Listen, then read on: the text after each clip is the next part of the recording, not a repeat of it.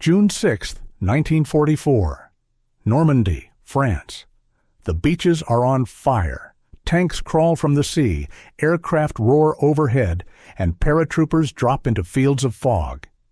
It is D-Day, the beginning of the end for Nazi Germany. But behind the chaos of the invasion, another war was being fought, one without bullets, without blood, and without mercy. It was a war of shadows, deception, and illusion. Its name was Operation Bodyguard, the greatest lie ever told in modern warfare. And the man who fell for it was Adolf Hitler. 2 years earlier, in 1942, the Allies faced an impossible problem. If they were to liberate Europe, they would have to invade it. But when and where? The Germans knew an attack was coming. Every coastline bristled with bunkers, mines, and machine guns. The only question, where would the hammer fall? In London, British intelligence began to realize that brute force alone wouldn't win this war. They would need to trick the enemy into defending the wrong place. In the spring of 1943, a small group of officers from MI5 and the London Controlling Section gathered in a windowless room and drafted the plan. We shall make Hitler believe that the invasion will come, everywhere but Normandy. The plan was named after its purpose, to guard the true body of the invasion, Operation Bodyguard. It would be the largest and most complex deception in history, an umbrella of sub-operations designed to mislead the German High Command. There was Operation Fortitude North, which would suggest an invasion of Norway. Fortitude South, implying an attack on Pas-de-Calais. And Operation Zeppelin, aimed at convincing the Germans that the Allies would also invade the Balkans and southern France. Every movement, every radio message, every whisper would be part of a carefully crafted illusion. A war fought with imagination. Deception was nothing new. But in 1944, it became an art form. To build their Phantom Army, the Allies used fake landing craft, dummy tanks, and decoy airfields. From the skies, reconnaissance photos showed thousands of vehicles massed in southeastern England, but most of them were made of wood, rubber, and canvas.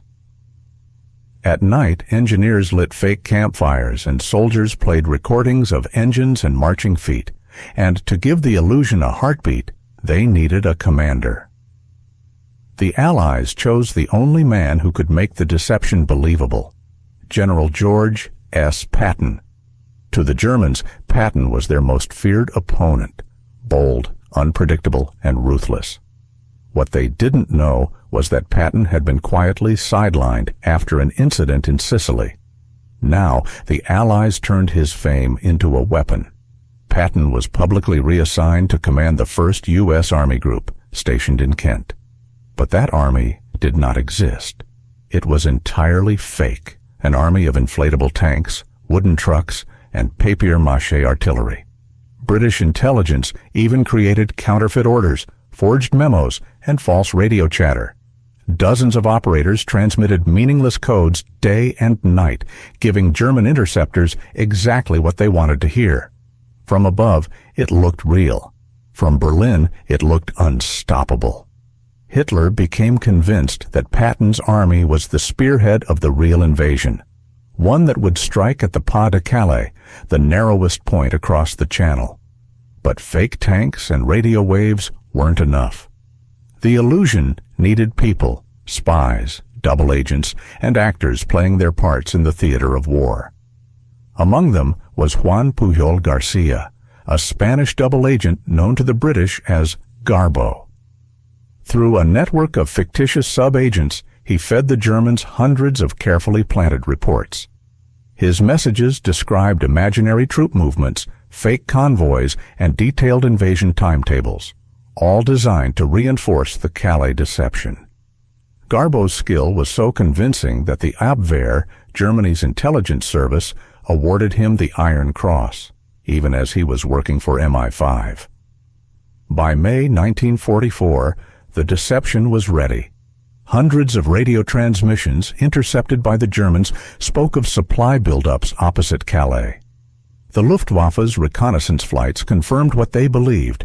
Thousands of landing craft, armored divisions, and airfields, all aimed directly at northern France. Hitler was convinced. "The blow will fall on Calais," he said. "Normandy is only a feint." On June 5th, the night before D-Day, the German 15th Army remained in Calais, waiting. When the invasion began at Normandy, they hesitated to move. Hitler refused to release his reserves. He believed the real attack was still to come. Even days after D-Day, when Allied troops were already deep in France, Hitler kept his best divisions guarding an empty coastline. The deception had worked. Behind the headlines of D-Day's triumph, the deception campaign continued.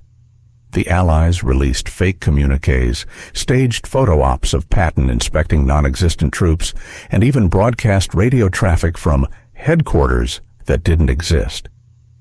German agents in Britain, most of them already turned by MI5, confirmed every lie. Berlin remained blind. In the days following June 6th, Hitler's obsession with Calais prevented him from reinforcing Normandy in time. By the time he realized his mistake, it was too late.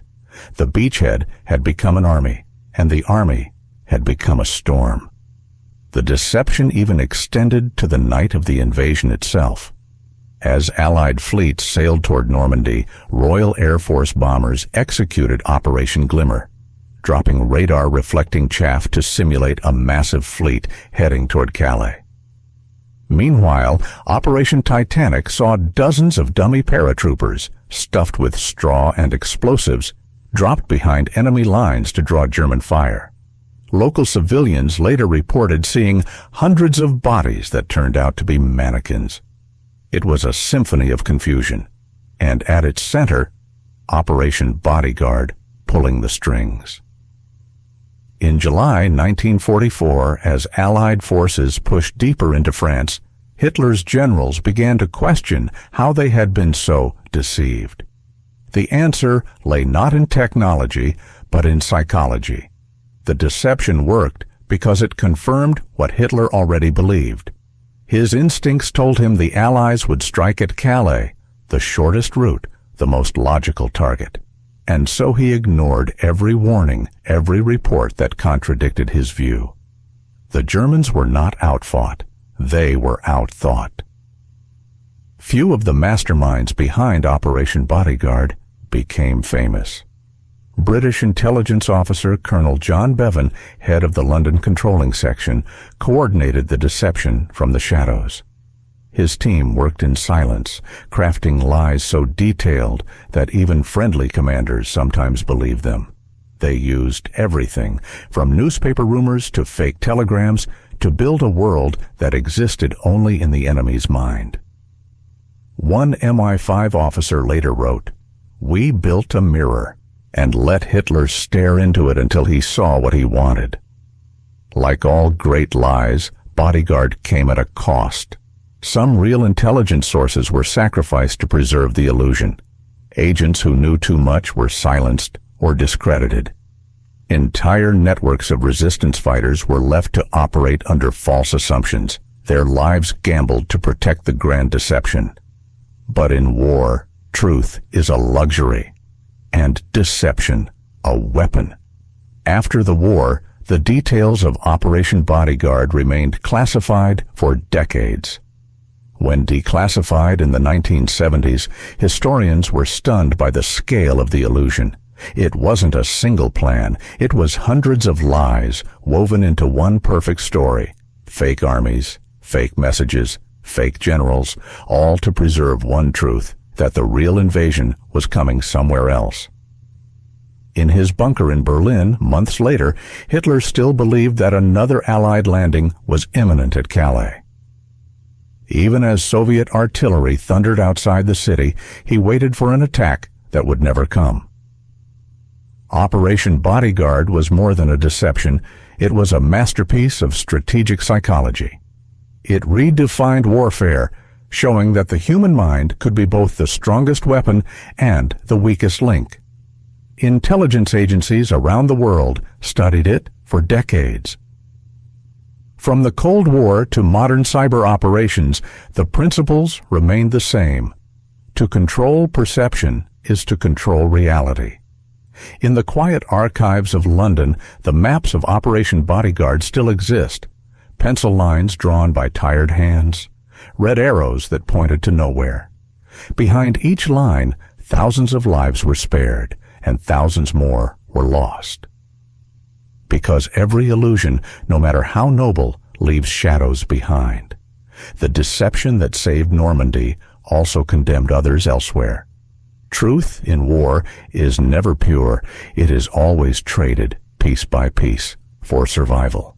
The beaches of Normandy are quiet now. The sea washes over the same sand where men once fought and died, unaware that miles away an invisible army of ghosts had marched beside them. Operation Bodyguard proved that sometimes the most powerful victories are won in silence, in the space between what is real and what we choose to believe. History remembers the explosions, but it's the whispers that change the world, the War Files Archive, because every story deserves to be remembered.